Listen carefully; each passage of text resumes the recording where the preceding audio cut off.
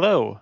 Welcome to Devlog 1 of Golden Glory, our deck building party game where players compete to be the most famous adventurer in the realm. We started with the intent of building a Mario Party style game. We were looking to have the base game structured like a board game and cut away to mini-games for rewards. Mini-games would be the key. We thought mini-games would be the perfect size for game jams, where we could work with other developers over the course of a weekend to create new content. As we talked more about our intent to release commercially, we found it difficult to balance having others join in on development here and there, and what that could lead to in legal terms in the long run. We also had experience working together on games just the two of us, and knew we could consistently meet without much hassle. We had to figure out if we wanted to focus on making a board game or mini-games. Which made more sense for us? Minigames might be difficult for us because it's too broad and we weren't sure if the two of us can make enough minigames in quantity and quality to meaningfully compete in that market. We decided focusing on the board game elements, the things we were already most excited for, would be the better way to go. We wanted to keep the chaotic elements of games like Mario Party.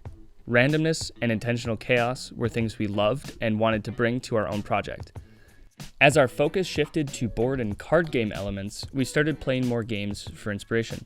Games like 100% Orange Juice, Dokapon Kingdom, Magic the Gathering, Munchkin, and Pummel Party.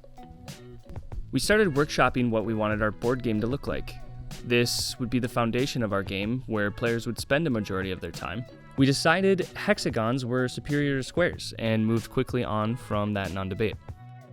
But in all seriousness, we felt hexagons were more natural flowing, allowing multiple directions for paths, whereas squares felt like grid paper, and our game was supposed to be a world to be explored, and not a rigid experience. We needed a win condition. We imagined players as budding adventurers going out into the world to gain fame throughout the kingdom. We landed on having multiple routes to the final win condition of reaching the maximum level of fame. This could be accomplished by completing quests around the map, gifting gold to the king, or gaining notoriety through combat. Next was what kind of effects we wanted our tiles to have. We knew landing on tiles should cause something to happen. Treasure tiles to gain gold, bandit tiles to lose gold, and battle tiles were the first on our list. At this point, we split up to work on our own and see what ideas we could come up with independently. In our original drafts, we imagined a fairly open play space where players could chart their own course around the map. The middle area being the castle, serving as the home base, and the outer ring holding quest objectives and battles to be fought. The black spaces would serve as a non-traversable terrain to force players together, as landing on the same tile as another player would initiate combat. The second round had a more expansive size with corridors. Players would choose which tiles to traverse, no matter the direction, and it led to a lot of player freedom of choice. Ultimately, we had two major problems. First, we found these previous maps that players had too much choice on where to land. They would never choose to land on spaces that held negative effects, and would go out of their way to take extra turns to avoid them. Second, once the map was more expansive, there were entire regions where players would just never go to, as objectives could be completed without traveling far out. It was our desire to let players freely roam the map, but in the end, we knew it led to less interesting choices being made and less player interactions. So we slimmed the map down, created board flow, and now players would have to choose a path and commit to it until the next crossroad. Game design is hard, and sometimes it's better to cut things early if they're not working.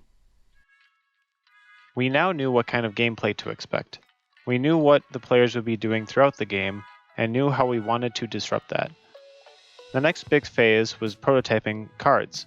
Players would build a deck of cards before starting the game, which functioned both on the board and combat levels of gameplay. In a similar strategy, we decided on a few types of cards for our game and went to workshop ideas separately before coming back together. For card types, we chose class and equipment. These remain as buffs on your character throughout the game. Traps, hex, board, and buff cards that can be played at board level gameplay, having various effects that will remain in play for a number of turns, affecting both friend and foe. And lastly, battle cards. These cards are played solely during combat to create interesting outcomes. To showcase a bit of what we're talking about, here's a snowball fight card. This card is played at the board level, and once played, gives all players a snowball card from the sideboard, which can be played to deal 1 damage to another player. The sideboard is a set of cards outside of the player's decks that are brought into the game under certain conditions. Another card we'd like to showcase is Aggressive Sprinting. This card is played at the board level and causes players to roll additional movement dice. Any opponents that are passed along the way, you must battle. This is a very versatile card, allowing you to move large distances on the map or secure multiple kills in a single turn. Card games are notoriously difficult to balance, and most of the cards will be tweaked, added, or removed through the entirety of development. That being said, throughout our initial playtest we found we had fun with almost all of the cards we made, and many of them only required tweaking costs and values. A lot of the time in this stage was defining what card types do, when they activate, and what challenges we find when programming them. The rest of the month was spent in our respective areas, prototyping and testing various elements we knew we needed for the game, but may not have fully known how to implement. On the art side, this consisted of myself doing character studies. I don't have much of a background in character modeling, as a majority of my work has been hard surface modeling, so I spent time modeling silhouettes, trying different proportions and styles. My intention was to do as much as I could with as little resources required, as we were targeting mobile as well. With a head study under my belt and a style of gradient texturing I was really coming to enjoy, I set off on environment modeling. It started with just these few trees. I wanted to create a world that had a fun and whimsical feeling to it. So I put them into Unity and started to workshop how it would look and feel. Using the flat kit Unity asset, tweaking my materials, and adding a free skybox, it really felt like I was onto something. On the programming side, I started looking into how we network the game. A few years ago, Unity redid their multiplayer system and created netcode for game objects, which through my research looked much easier to grasp instead of sending and receiving packets. Most of this time was spent through their documentation and playing around with their useful example projects such as Boss Room. The next thing to tackle was cross-platform, which luckily for us, Unity offers build support for all platforms we wish to cover. After switching the target in the build settings, I was able to build the example projects and connect them together using netcode for game objects without major issues. My biggest hurdle was figuring out how to open the port for the game and found out Unity likes using port 7777. The problem with this port finder is I don't know if this is just using TCP, but it says it's closed. Oh, what the well, that did something. 7777. Okay. Wow. Yeah. At least it prompted the I'm loading. fucking... I'm in. What the I'm So in. 9998 is just a bunch of... Yes. Thanks for watching.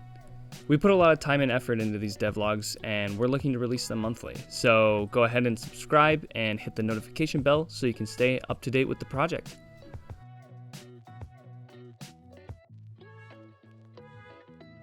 Statistically, 100% of you are not subscribed to our Patreon. Because we don't have a Patreon. Yeah. Or do we? Statistics would never lie. Statistics, yeah. Statistics is...